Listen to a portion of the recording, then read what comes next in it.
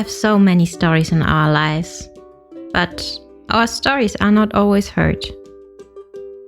Talking to others about our own stories can be very liberating and healing. When you tell your true story publicly, it becomes a collective story because you realize that other people have experienced more or less the same story. On the Hear My True Story podcast, we tell our own true stories. Through storytelling, spoken word, comedy, hosted interviews, and conversations based on real-life experiences.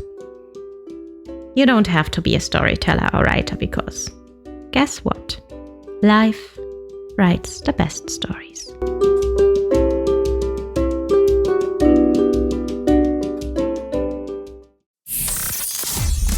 This is your favorite time of the week with your number one podcast. Hear My True Story.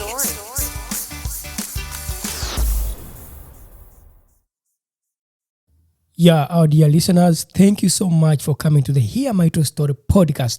It is me, your host, Otako, and I'd like to say today is a special podcast. We have a guest from Kampala, Uganda. She is called Sharon, but she will introduce herself more.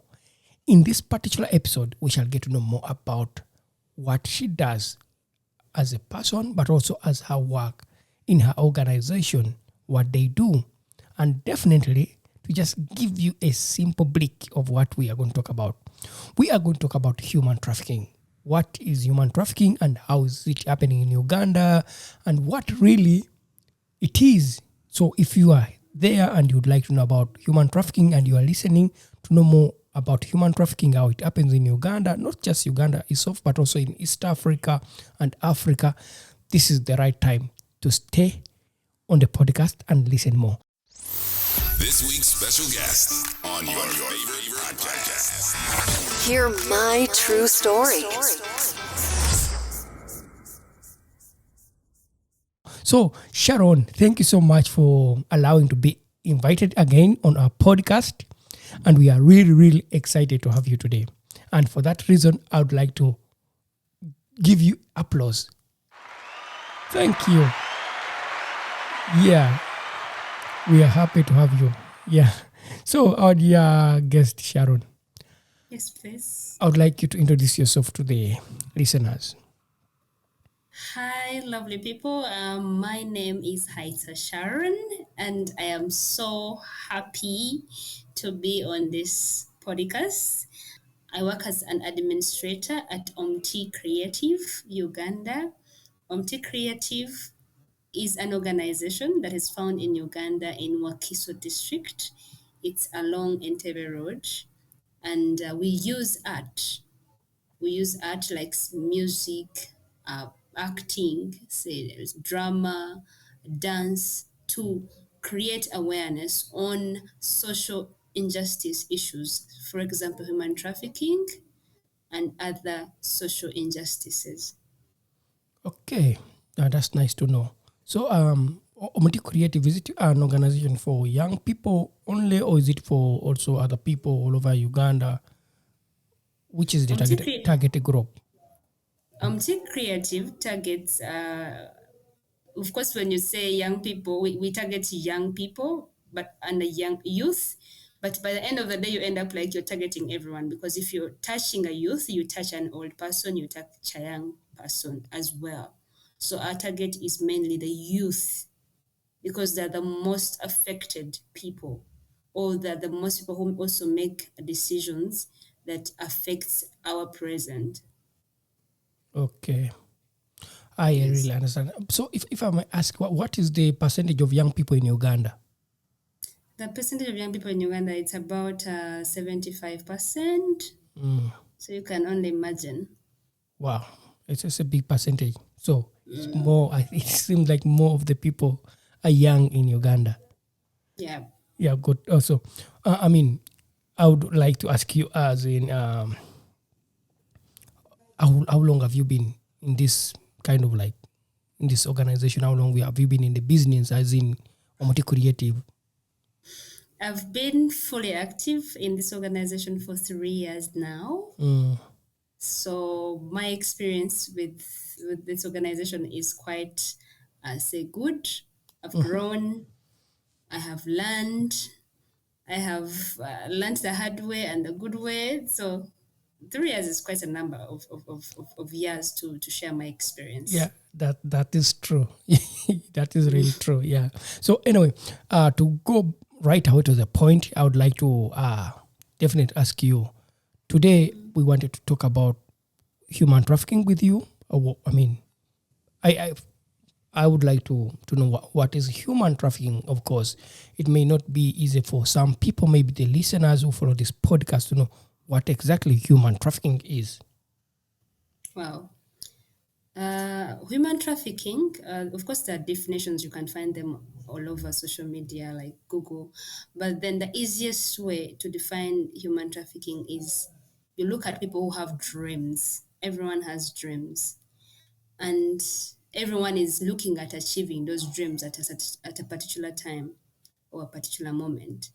So, how I would define human trafficking is a process. It doesn't just happen in one day.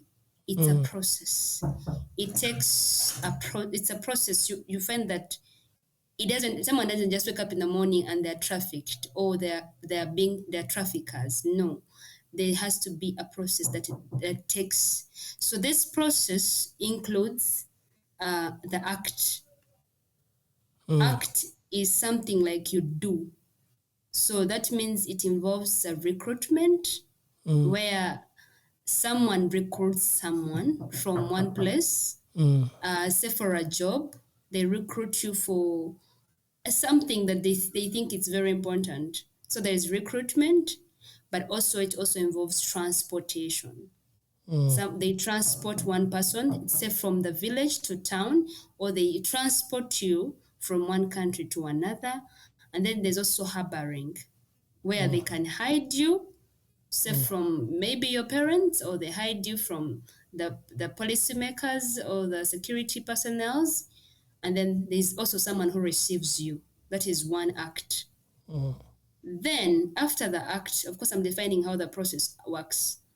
After the act, you would say, so why don't the victims run away or simply just don't follow what these traffickers want? So, but because there are means of how these things are done, which has someone is threatened to be taken to a place, or they threaten that if you don't come to work with us, we are going to take away maybe your land, or you're going to lose your life. So there's a threat that happens. And then there's also force.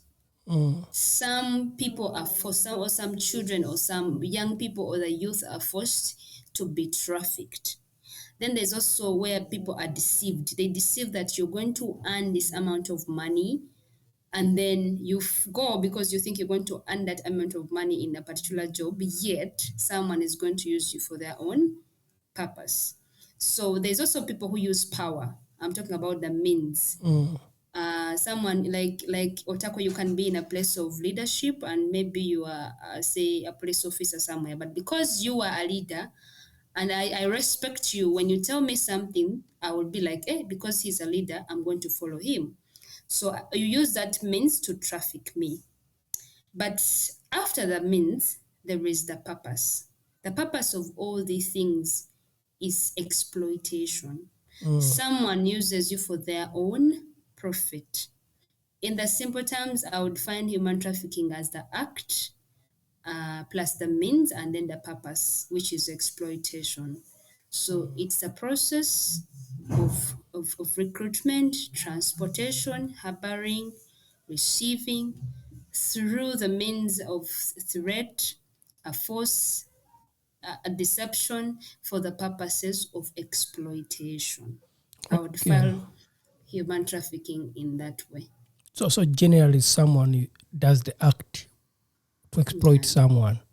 Yes. Wow, thank you so much. That's really, it gives me a very good way of understanding what human trafficking is, and I mean the definition. You really defined it in a very simple way for a layman person or a ordinary person who would really understand what human trafficking is. Yeah. But anyway, you after explaining it, yeah, Before we Yes, go on to please. something else, I want to know why you? Why did you choose to, as a person, to get? What is your story in this? In 2017, I was at university, that is Chambogo University, and we were told to look for places of internship. And as I applied, I got this organization. By that time, it was called Fosam Uganda. And I started to do my internship, but their main purpose was to create awareness on human trafficking, which organization today is Omti Creative. So I love the fact that they were tackling, because I didn't know what human trafficking was by that time. Imagine, I was at campus, but I didn't know what it was.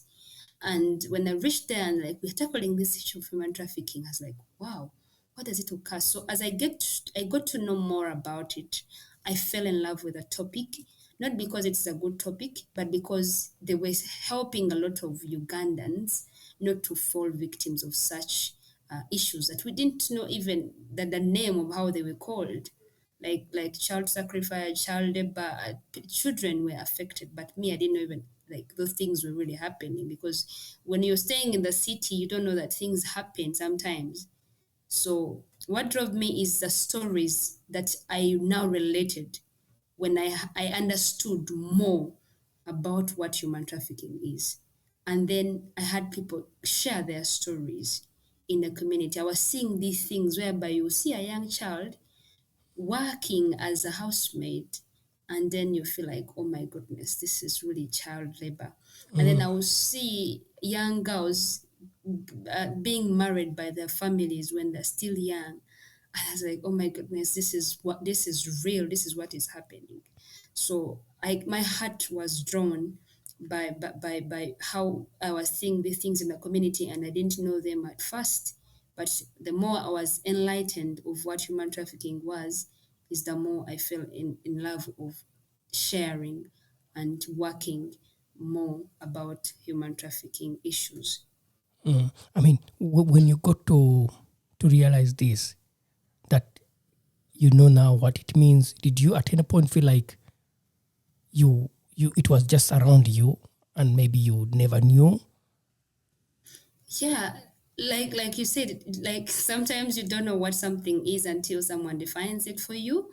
And I realized there's a lot. Like I said, I realized there was a lot around me. Like I had seen these things around me, and I never even took time to speak about them. So once they defined more of what it was, my eyes were opened to see that there was just a lot of human trafficking around my community. So it was just like an eye opener for me to see what has been like I had been blinded with. Wow. And that's since then you really fall in love to become a real human rights activist and also working with young people to save them to safeguard them from not being victims of human trafficking. Yes, I would say that now I talk about it with so much confidence, and then I fight against it with so much love and passion, Wow. because I wouldn't want any young person to fall a victim of human trafficking. Okay, so good. That's good to know. Yeah. I want to also just know from the perspective of the organization, why exactly as in Omti Creative chose to focus on fighting human trafficking and not something else? Wow, that's a good topic. Human trafficking is one of those, I would say, it's a disease that is eating almost the whole world, and it affects more of the African communities. And Uganda is one of those more affected communities where trafficking is eating up young people. And so, as an organization, um, there are a lot of people organizations that could tackle different things. But I mean, why, if it wasn't us, then who else would it be? But we looked at the lives of the young people. If the young people are destroyed, we had a story that was there was a young girl who was trafficked, and they were sexually harassed. They were from Bali, Mbale. Mbale is from eastern Uganda. And hearing the story of that young girl, the organization drove the thirst and hunger to see that this vice stops with this girl. And after seeing that this girl was sexually harassed through trafficking, it also got to a place whereby we were seeing other things around our community, like it was a community where children were not going to school completely because the parents thought that they were fully grown up to get married, where we were looking at our neighbor. Remember where we had this office and there's this child who was working in a neighborhood as a maid. And I remember my boss saying, "Hey, we are going to report you," and then threatened the person who had employed this girl that we are going to arrest you and for using this child as because she's young. And then this lady took this child back to her home. So after seeing everything that was around us, we realized that there are things were in the communities that our offices are. And so we decided to fight against this vice to have a community that is free from trafficking. Okay, yeah. How old was this young girl that was in your neighborhood as the It was like organization? 10 years. Wow, 10 years. And someone Yeah. was using her as housemaid. I mean, for our listeners, those who don't know what housemaid means, housemaid is like a house helper. So people in Uganda, they have the way they do to definitely employ young girls around 10 or 11 years because they become so cheap and they can imagine to pay them like $4 a month or €4 a month, and then they make them to work, which is child labor. But anyway, we shall go into that step. So after you sharing these really personal experiences from you as a person and also from the organization, I would like you to give us a simple breakdown of the different forms of human trafficking that really happening in Uganda Wow. for someone to really understand what it is. Wow, there's quite a number of forms of trafficking that happen in Uganda. I would say one of the things that has affected Uganda so much is child sacrifice.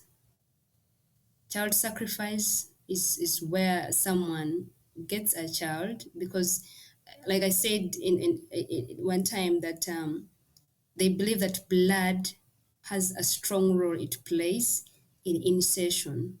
So someone will get someone. I say a child. Children are the most children that are the most people that are sacrificed a lot. So in one of the ways that Ugandan kids or Ugandan children or Ugandan people experience human trafficking is through child sacrifice. This is bad that children die because someone thinks that their blood will somehow bring wealth or grow their business or establish something. So this form of trafficking is so much happens in Uganda, especially in rural areas where there are shrines. Another form of human trafficking is, like I've talked about it, is child labor. Child labor, like you find that children. One time I was in Kabale, and this child was like, you know how they do stone quarrying, and this child was around 4 years, and it was like they had employed these kids to do the stone quarrying. So because they come from families that are so vulnerable, and the people employ these kids as they're young to take care of their families. Imagine a young child taking care of a full family because they are young and they think that the only solution to take care of the family. A child of 6 years, a child of 8 years taking care of the family because they have to go and carry sugar cane, and they give them there's few dollars or few euros, and then they take care of the family. So child labor is also too much. There is also another form of human trafficking that happens in Uganda is the sex trafficking. Sometimes it's not brought so much in light. I remember this one time when we were doing our awareness as an organization, and we went to that side of Entebbe, and this lady had opened up her home, and she would recruit young girls. These young girls would sexually satisfy the men, and every money that was paid by these men will go back to her. Now, these things happen in Uganda. Sex trafficking happens in Uganda, where other people or other women or other grown up people earn money out of someone's satisfaction. And a lot of young girls go through this and they even don't talk about it sometimes. So it is really sad that sex trafficking happens in Uganda. Someone recruits a young girl, promising her for a job, and yet they're going to use them as sex objects. So this happens in Uganda and it is very sad. Wow. One of I mean, like to cut you, you this happened in the community when you went to do awareness, and how did you handle this? As in, what did you do? they were sharing the stories about how trafficking happens. We were in a school and the children were sharing. And they said that they had reported this issue to the police station and no one has they take the lady to the police station, then she comes out. She pays like corruption. There was a corruption bit of it. So we heard about it, but as we tried to go to fight the issue, we didn't have the enough evidence to show to make sure that we put this lady maybe out of the business. So we were limited by that, but we hope by any time we get any information, we will be able to fight such vices. Wow. So there are factors that really make it hard for you to fight human trafficking as an organization and also as individuals. Okay. So please, you can continue on breaking down the different forms of human trafficking. Yeah, so I talked about child labor. I also talked about child sacrifice. I talked about sex trafficking. I was also talk about organ trafficking. This is so recent, organ trafficking. It happened that this young girl, I think it was all over social media, these young girls went to, like, say, in Arab countries to go and work, and they removed they removed her organs. They just brought back a body that didn't have any organ. So organ trafficking happens. People recruit people for jobs, and when they reach there, they know that their lives are not important as the lives of the someone who is rich, someone who is wealth. Because there are wealth people outside there who have the wealth, but they don't have the health. And so if you're poor and you're healthy, somehow the wealth person thinks that you have to go away for them to survive or to live. So, and organ trafficking happened so much that this girl child went to work, but they removed all her organs and she was brought back empty, dead, because she wasn't alive. So it is so sad that organ trafficking happens, even within Uganda here. There are people who die, or who even before dying, they can recruit you or abduct you and they just take your organs. And if they take your organs, you don't have chances of living if they remove your heart. So it happens a lot, and many people are recruited because of that. We have had like three stories, recent stories in Uganda, where the organs have been removed of young girls. Someone comes and they arrive being you like a girlfriend and you fall in love, yet their motive is to take away your organs. Wow. So they removed, there were three girls, I think I shared this before. They removed their organs, and the guy who removed their organs burnt their bodies. Then it's still Uganda. So this organ trafficking happens so much. Then there's also child neglect. Mm-hmm. Child neglect here happens in Uganda, where children are neglected by their parents. Some parents neglect their children because they are unable to take care of them. And this calls for street kids, where traffickers are going to find that these children are neglected and they take them on the streets to go and beg for them money or use them in child soldier, where children become soldiers when they're at a young age. So when children are neglected, when they don't have anyone who is taking care of them, you realize that they will end up being alone, and anyone who will take them up will use them for anything that they want. And this causes a lot of things that come with it. Like I said, they're used as kids who are going to steal from people, who are going to be used to set up bombs in a place. These things happen also in Uganda. You see a child and you think the child is innocent, yet the child was neglected and now is being trained to do evil things when they're still young. Not according to the will, but because there's a trafficker who's using them. Yeah. So, like, Yes. it is like because when I go to Uganda, I mean, I see very many children begging on the streets, like they are begging for money. So, what you mean is most of these children are not begging money for themselves, but they are begging money for someone who has put them there. Yeah, when you find kids in Uganda on the streets, a few of them are genuinely begging. Most of these people, there is someone rich outside there in this country who goes and looks for these kids and employs them. And every time you give 1,000 shillings, Ugandan shillings, every time you give 5,000 Ugandan shillings, you're supporting human trafficking. That's like So, €1 or €2 yeah, that's or like 50 1 euro. cents. Yeah, so actually, there's a time that one of the ministers came out and said, don't give these children money because you're supporting human trafficking, you're supporting child trafficking. There's someone who is employing these kids to get them money.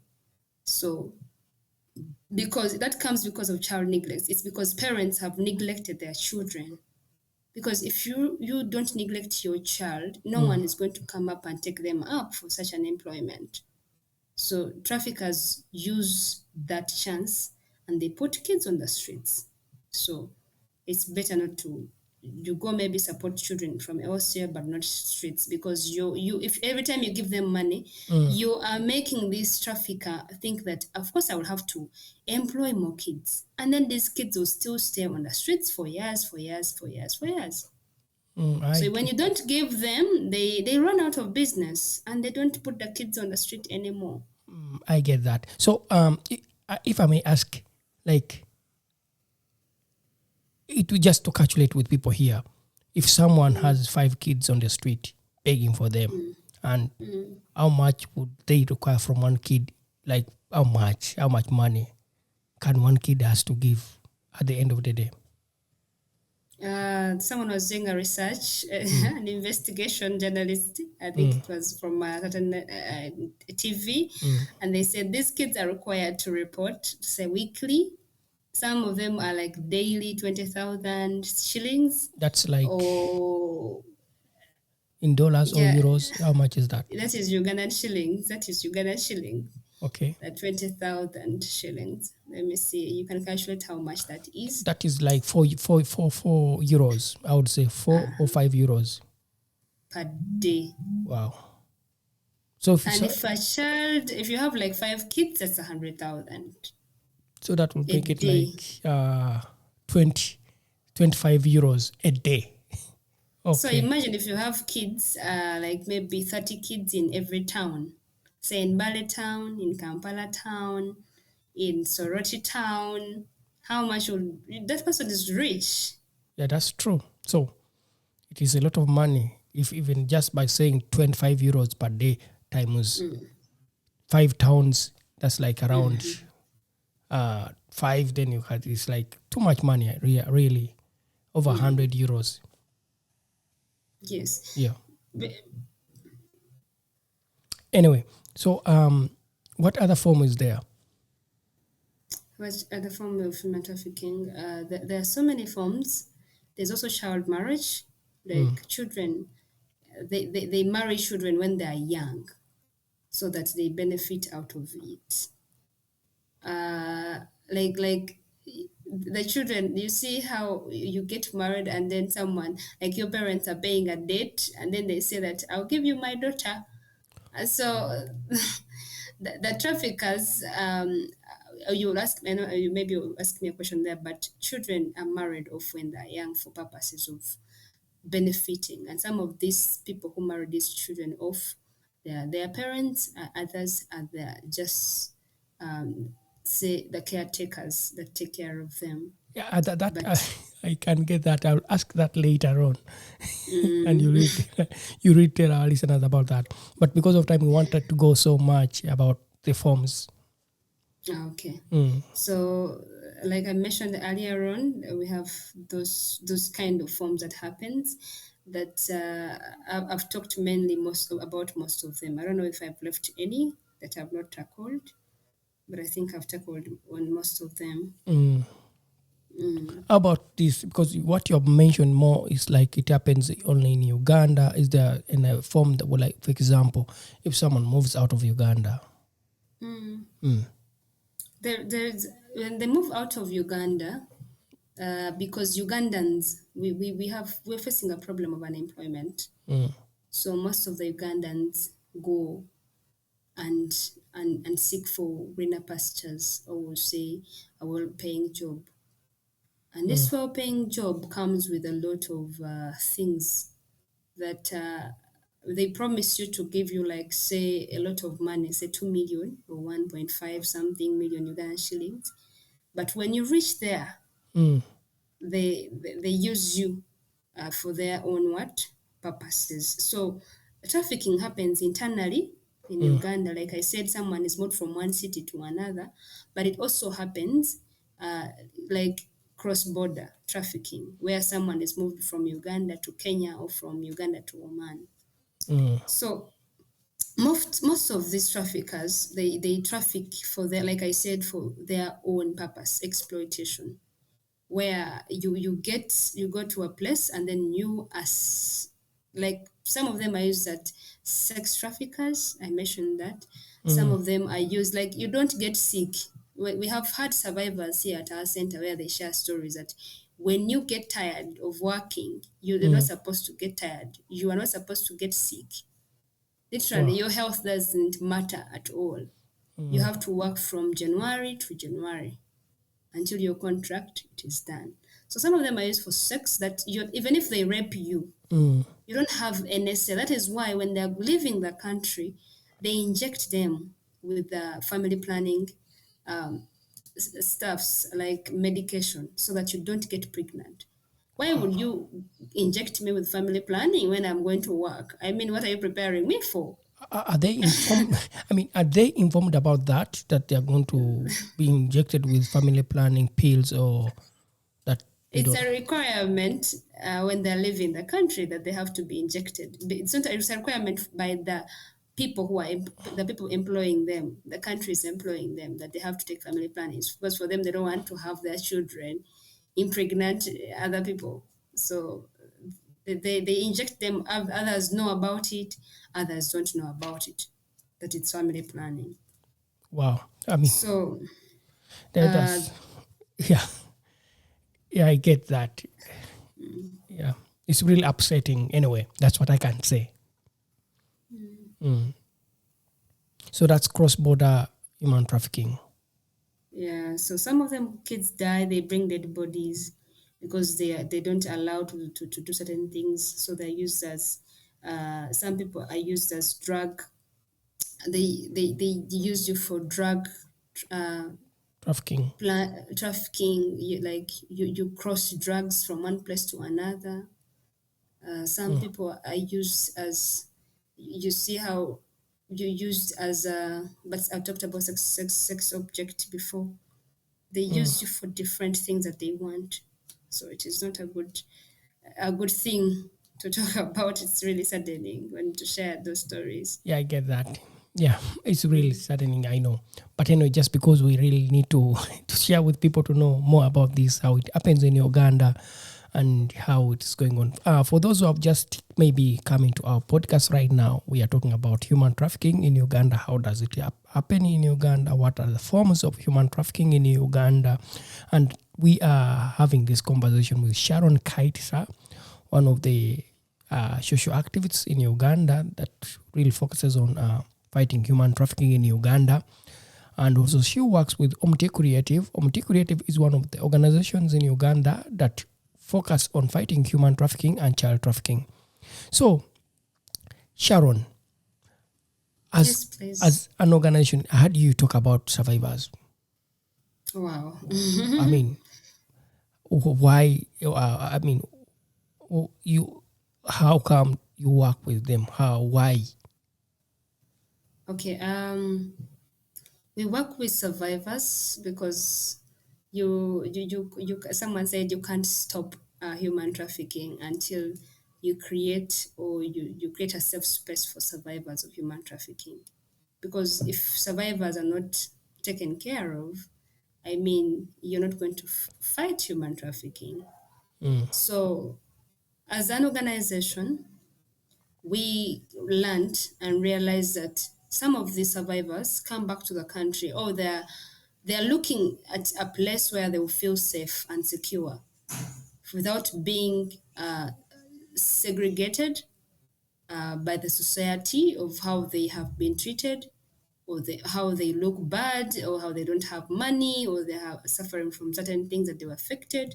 mm, So we realized that most of these young girls or and young boys, when they come back from being trafficked, they don't want to go back home because of how the family members are going to look at you. They need a safe place where they will share their experiences, where they will be free without being judged. mm, So as I'm too creative, we create that space. We don't have a lot of space, but the space that we have, we share with them. That survivors can stay at Omti Creative Center and feel at home. And why we did this is for them to feel secure and to heal from any changes, any challenges that they have experienced. As while we do that, we make sure that we request and you talk to survivors and they at a time want to share their story so that they help other young people. So they willingly share their story while we are doing our outreaches, creation of awareness. They mm, share their stories. And when they share their stories, we have had a lot of testimonies where people come that, hey, when this survivor shared their story, mm, I learned something. I thought that these things were just happening on the news and I was just seeing them on TV. Now that she has shared, mm, I feel like this is so real. And I was planning to go somewhere for this job, but I can't go. mm, So it's because of such stories of survivors that young people are being saved where we have been to in our community, not to fall victims of what? Human trafficking. Because some people want to share from the person that they see with their own eyes mm, than what they just see on TV. They think these things don't happen in the communities. But when someone comes out of trafficking and they share openly, mm. people know that, you know what, these things really happen. Yes. So they help to make sure that people believe or these things of human trafficking do what? Happen. Yeah. What other activities do you do with the survivors? Because you talked about raising awareness with them, going to the Other community. activities. What other things? I mean, when they are there, because they went into human trafficking because they need money. So what happens? What do you plan? What do you do there with them when they are back, when they are into the community, as the organization? As the organization. So when survivors come back, like say maybe we had some at the center and then some of them went back. And what we do is we first of all create an environment where they share their experiences, they share their stories, but also you can't talk about stopping human trafficking when you don't provide a solution. So, what we did as an organization was to create an empowerment activity. Which empowerment activity? We bought tailoring machines. Mm, Tailoring machines, that is where the young girls, the survivors, and other people who are interested in the community come and learn a skill of tailoring. When you're doing tailoring, it doesn't only take your mind off like concentrating on doing something new, but you get a skill. And we believe that if a young survivor who didn't have a skill or only thought about working in a house as a housemaid to earn a living, but right now they start and come and say, you know what, I have a skill in tailoring. I can make my own clothings and sell them and get money. So what we do here at Omti Creative is we train survivors. We give them the skills. We equip them with the skills of tailoring and also craft making, like making earrings, making bangles, making necklaces, so that when they leave our center, they have somewhere to start. And our main goal is to find that if someone has a skill, they can always find ways of survival. So that is why we look at empowering that in the near future or in the next 2 months, they can open up an income generating activities. Our goal is to find that we end human trafficking by skilling people with hands-on skills so Okay. that they don't think of looking for greener pastures anywhere because there is money in Uganda. So that is what our target. Okay. Yes, please. Okay. Thank you so much for sharing some of the projects you do with the survivors when they are back into the community. I saw something on your website that you also do things with film with the survivors of human trafficking, storytelling. Yes, apart from storytelling, as thank you for reminding me, we also have films. Actually, we have shot a film called Asia, the Last Queen. It was based on the stories of the survivors on their trauma when they come back. And so we are using film. We believe that art heals. It's a healing mechanism. So if people use art, if someone acts, if someone dances, if someone sings, we believe that there is that healing that comes with time. So we use film to involve them, to employ them, to make them creative, that they think about writing a story, that they think about acting in that story, that they think about sharing their experience in their stories. So when you employ someone in a film is a free thing where someone is free to share how they feel.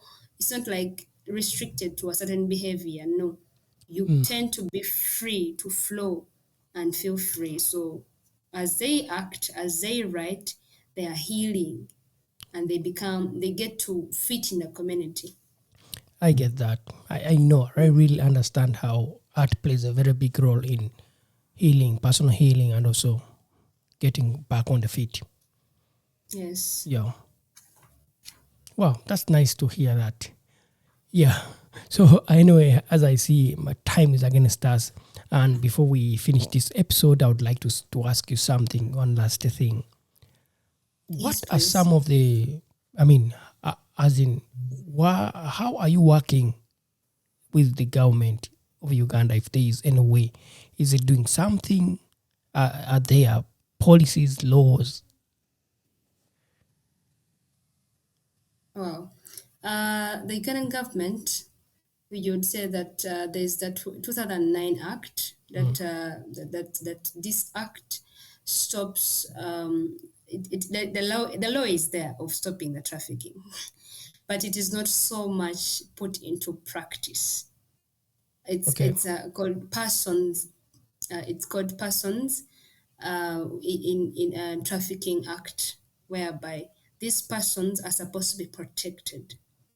But the implementation of this law, it is very, very less. It is not there at all. So the government has tried to put, but some of the people that are involved in trafficking, and God should forgive me, is that they're traffickers themselves.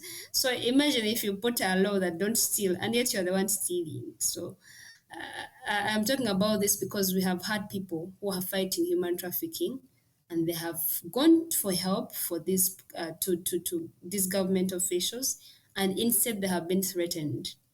that they will be destroyed when they continue. I remember when Otako was also still in Uganda, they were threatening that if you continue talking about this, you'll be put down. So we realized that because human trafficking is a chain whereby who knows the other person.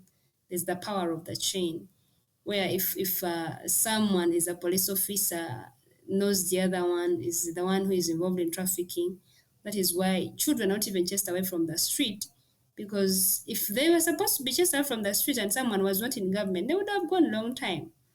But because there is that involvement of the government in this thing, we wouldn't say the government mainly, but the parties that are involved that are really big. So Yeah, it is very hard to I mean, fight human trafficking. I mean, I understand when you say about that, when the policymakers, some of them are really involved directly in, for example, when you talk about cross-border human trafficking, where the Ugandan government exports labor to the Middle East and parts of other Asia, and then people go there and they are trafficked through these companies that are owned sometimes by people who are in government. It can really be hard for you to fight human trafficking. It's To really go to hard, someone in the Ministry of Labor Culture and then you tell them that there's this company and then that company is connected to this person, so it becomes difficult.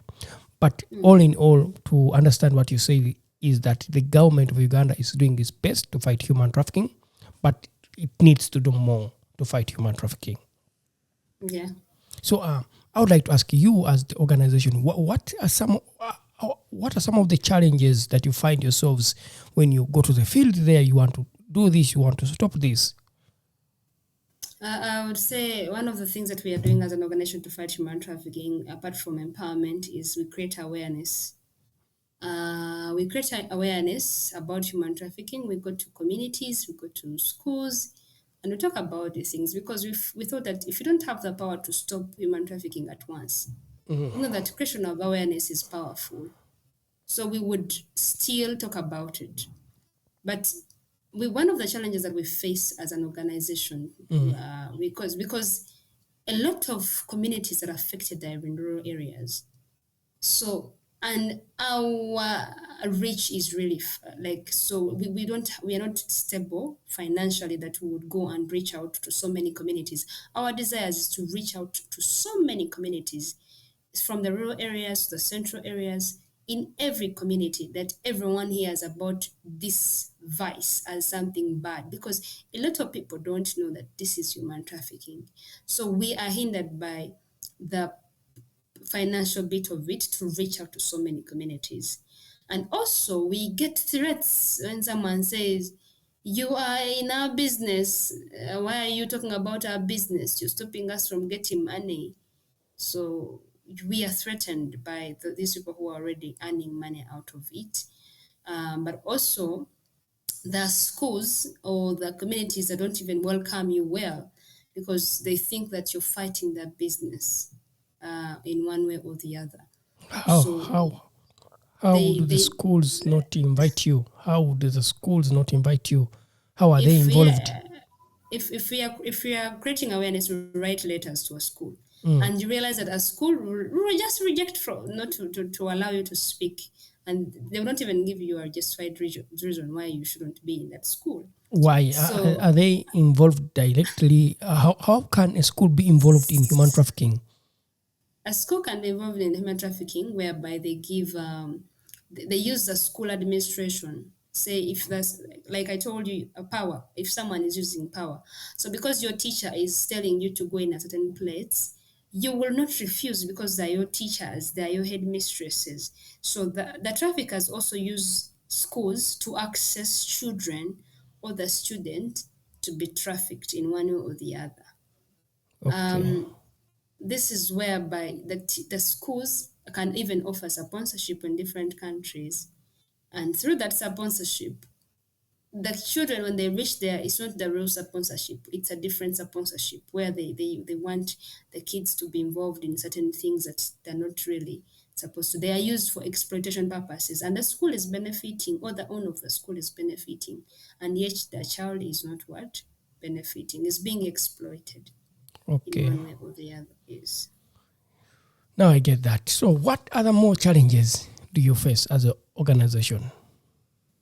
As an organization, genuine challenges is you know how you can't talk about, like we're talking about human trafficking, but you can't, if you openly come out and talk about it, like I talked about, I think it's about you're threatened to be dealt with as an organization. But we face challenges, mainly is the challenges of the financial constraint. We would want to do more, but also as an organization you don't have a lot of power to fight this vice, because you don't have, say, uh, enough protection around you. So you fear even to talk about it. But for us, we don't fear to talk about it, because we believe that even if you don't you have to speak about certain things for them to do what, to help someone else, not to fall into victim of that. So the challenges that we face most is sometimes, like during the lockdown, you feel like you speak to people, you create awareness, but some people still go, and the same people that maybe you talk to, they fall victim of human trafficking. Why? Because there's a lot of unemployment that is happening in Uganda. So we feel like I wish we would do more. We hope our goal is to do more. If we can create more employment opportunities for these young people, then we would solve this problem of what? Human trafficking. Because people are dreaming. And if we can just get to their dreams and they achieve them, then that would be good. But we are limited by that. Wow, yeah, I get that. I really understand. So, in summary, you are limited by financial strengths. You're not really that strong financially to do a lot of activities to fight human trafficking. Then you also have challenges from the policymakers, the government, which is not supporting the fight against human trafficking strictly. Yeah, and then there's also the community not being aware of themselves about the issue. Yeah. So, I would like to just ask you one simple thing. Is there anything that you'd like to really summarize this topic with? Well, one thing I would want to summarize this topic with is all of us have a role to play in solving or in stopping this vice. You may see human trafficking in another country, in another neighborhood, but don't wait for it to come to your child until you realize that trafficking is real. So it's a joint effort for us to fight against this vice, wherever you are. You can contribute, you can support the organization that are creating awareness. You can stand up and also speak about those human trafficking issues that you see in your community. All of us can do something in fighting this vice so that we end it completely. Because if you don't do something about it, it will come to your family, it will come to your child, it will come near you. So we all have a role to play. We have to have a united hand in fighting this vice so that our children are not affected, our families are not affected, our communities, our nations are not affected. Thank you so much for that call. Would you like to say something for your organization? How can they reach you? How can they find you as Omti Creative? How can they support you? Wow, thank you so much. You can find us as an organization on all our social media platforms, on Facebook, Omti Creative, the Arts for Change Center, and then on Twitter, Omti Creative Still, and then on Facebook, on YouTube. By the way, we have a YouTube channel. You can watch our videos. We started those videos during the COVID times, so you can also find us at OMT Creative. OMT is OMUTI, then Creative is KREATIV on our YouTube channel. You can also find us on our website on OMT Creative. Just put OMT Creative and then you find us. You can support us. You can also find us on a telephone number +256 788 code 798. Of course, our dear listeners, I'll put these contacts for Multi Creative on this podcast. You can find it. And then you will also be able, you can contact them. You can donate money to them. You can definitely donate some money if you are really following this podcast. We're really happy when you donate to certain causes like fighting human trafficking in Uganda. By just €1 is not bad. $1 is not bad. It can change much. Yeah. So I would like you to say bye to the listeners. If you are free, you can also say it in your language, your local language. You can, yeah. Okay. Thank you so much for listening to us. We are so to listening for us from Multi Creative.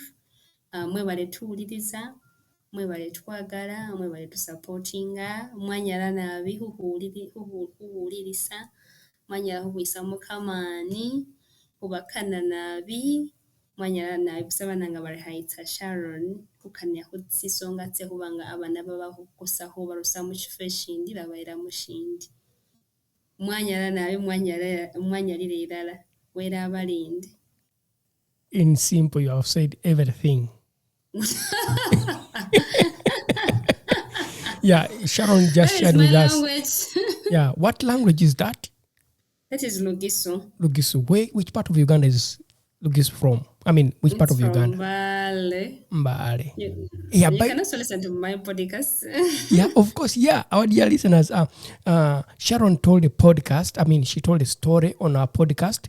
I think if you go onto the various platforms of Hear My True Story podcast, you can find the podcast of Sharon where she told a story about participating in Embal. Yeah. Embal Culture Festival in Uganda. If you go there, you'll find the episode is called Embal Culture Festival. Gishu people in Uganda, boys are circumcised to become men. So if you want to go there, you listen to that story from Sharon Kaitisa. She's also a storyteller. Yeah. Yeah, I like that. I hope next time you don't go back to the Kadodi dance. Not, I'm bringing another story that you're going to enjoy. Yeah, I look forward to having another story from you. Yeah, as in if we get another chance, we shall do more storytelling with Multi Creative and the young people in Uganda. That is very true. Thank you so much. Yeah, thank you so much for hosting me. Yeah, and for that reason, I'll say thank you so much.